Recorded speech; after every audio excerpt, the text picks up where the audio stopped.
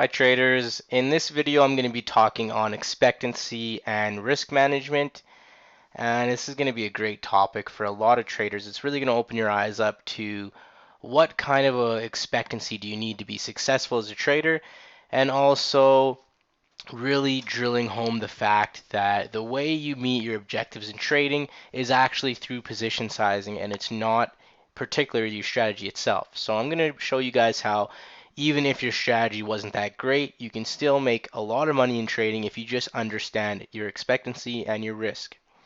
So with that said, let's dive right in. So what you're looking at right here is an expectancy sheet, and this is one of the sheets of my trading journal spreadsheet. So I got this from a site online. They're a company. If anyone's interested in this, you can just shoot me an email and I'll put you in touch with the company or tell you how to get it. What they do is they make journaling spreadsheets and they do a far better job than I could ever do. So I track all my trades and I do my analysis of that. Now they actually have an expectancy sheet as one of the pages in their spreadsheet, and it's just a really great tool to kind of go through and see the different scenarios. So what we're looking at here is the expectancy sheet. To the right of that, you can see that your equity will be plotted on a graph with a 20 period simple moving average.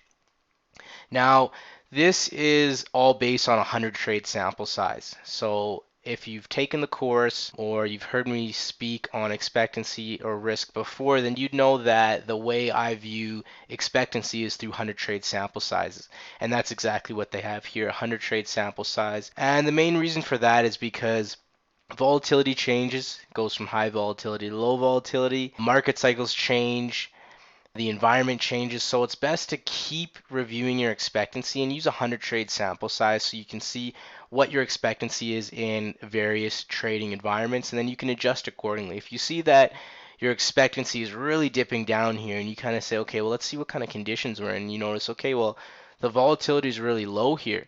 So maybe that's why my expectancy is a lot lower. Maybe I'm shooting for too big of a targets. I got to lower my expectations a little bit and tweak my system a little bit that way.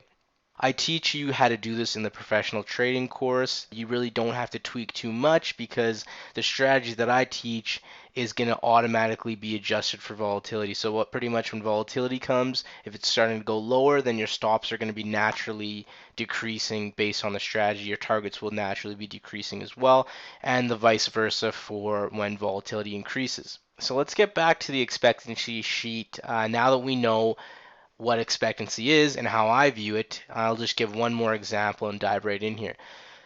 So let's say that I had a 100 trade sample size and 61 trades were profitable and the remaining were not profitable. Okay, so I'm going to come to the conclusion that 61 out of 100 trades are profitable, so my expectancy for that 100 trade sample size is 61%. 61 winning trades. I'm going to use that in calculating my risk that I'm going to take on based on my strategy. So let's say that I am profitable only 50% of the time. So I was right 50 trade on the last 100 trade sample size, and my starting capital you can see right here, let's say it's 25,000 starting capital. I'm going to risk 2% on each trade, and my payout ratio, which is what I'm looking to earn basis my risk, is 2 to 1. So I'm not taking any trades that are going to offer me less than 2 to 1. Now this is key, and this is one of the biggest things. The two biggest things in trading are not even the strategy itself. It's actually how you manage risk and knowing your expectancy. So if I stick to 2% risk, and that's 2% on every trade, I never size up, I never size down, I never rip a stop out of the market and see if the market's coming back, because we all know that's a losing game. And the second thing is I never engage in a trade that's going to make me less than 2 times what I'm risking.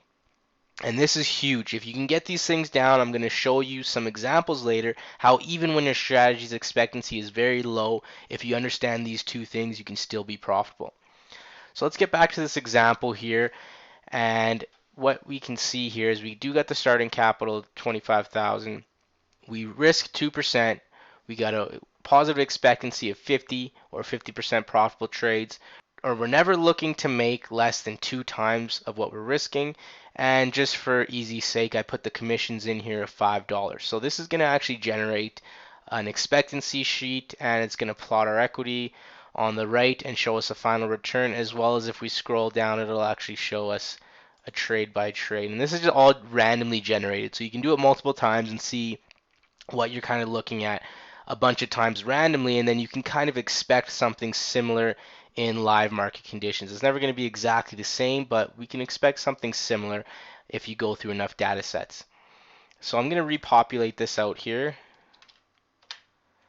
And when we look down to the final return, after 100 trades, our final return was $60,208. So we grew the starting capital from 25,000 all the way up to 60,000. Our largest loss streak was 4. We had 4 losers in a row, largest. And the largest win streak was 7. So this is only being right half of the time. And we're still making over 100% return in a 100 trade sample size. Now, if you're a day trader, you know that it's not going to take you too long to rack up 100 trades. So the key important thing to realize here is risk is always kept at 2%. No matter what, it's always kept at 2%, and the payoff ratio or the reward to risk ratio is always reward 2 times greater than the risk. Now, if you keep these two things in check, you're going to see yourself do amazingly well. What kind of endeavor can you go out and only be right half the time and be a huge success? There's just not many out there. Trading, fortunately, is one of those endeavors. Now let's drop it down and say that we're right only 40% of the time. So let's take the winning percentage down to 40 and see how that's going to look. Okay, so we're still profitable. We only have an expectancy of 40. So if we're only right 40% of the time, less than half, and yet we still had a return of 40, almost $42,000. Okay, so our largest loss streak is 6, and the largest win streak is only 4. Okay, so it's a little changed here. I'm going to do a couple more calculations at the exact same expectancy and see what we come up with here. Okay, so this time we earned a little more. 56,000. Our largest loss streak was 7. Our largest win streak was only 4. So with only a 40% expectancy, this is the kind of thing you're going to have to expect.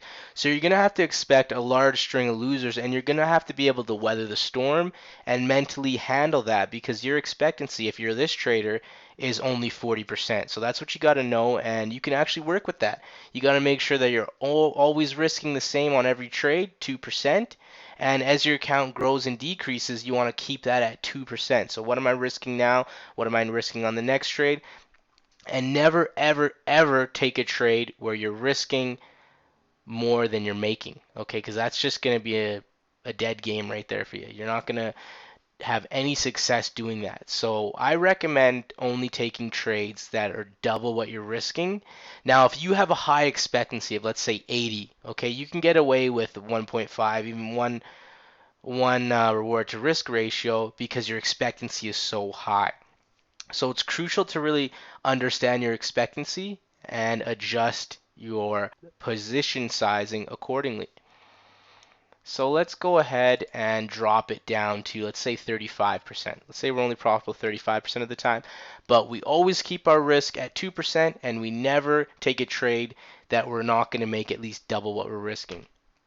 Okay, so 35% actually produces a slight loss on the first 100 trade sample size. So we look down to our longest loss streak, which was 8. Our longest win streak was 7. And we had a loss on this sample size. So now we got to see that winning percentage going down. It does matter about your strategy to an extent. Obviously, we've seen that 40%, not the greatest strategy in the world, but you can still be profitable.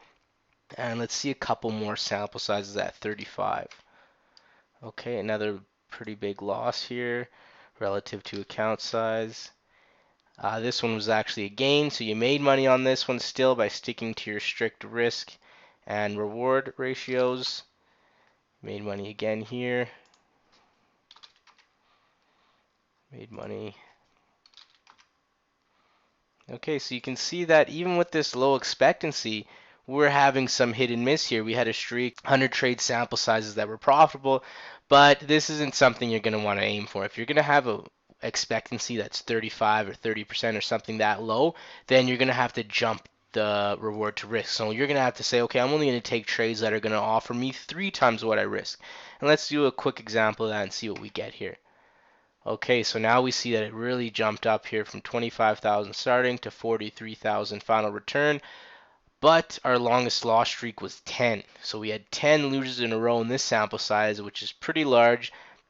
Most traders aren't going to be able to handle that mentally, especially if you're starting out. You're not going to be able to hit 10 losses in a row and actually keep executing the system as it's performed.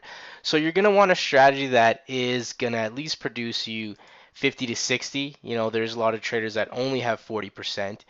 But it's just a lot more easier on you psychologically if you have a higher expectancy. So let's do one last expectancy of a good trader. So not a trader who's doing amazingly well, but he's good. Okay, so he sticks to all his parameters. Let's give him a winning percentage of 60%, because that's pretty good in trading if you got a 60% winning percentage. And we're going to stick the payoff ratio to still 2 to 1, and he's keeping his risk at 2. And let's see what he can generate here. So now this is huge. We got the good trader here who keeps his risk at 2%. He's got a 60% positive expectancy, and he's always looking to make double what he's risking. Now look at his final return, $97,139 from a $25,000 account within 100 trades. So this is a good trader right here. And this is what you want to aspire to get up to that level.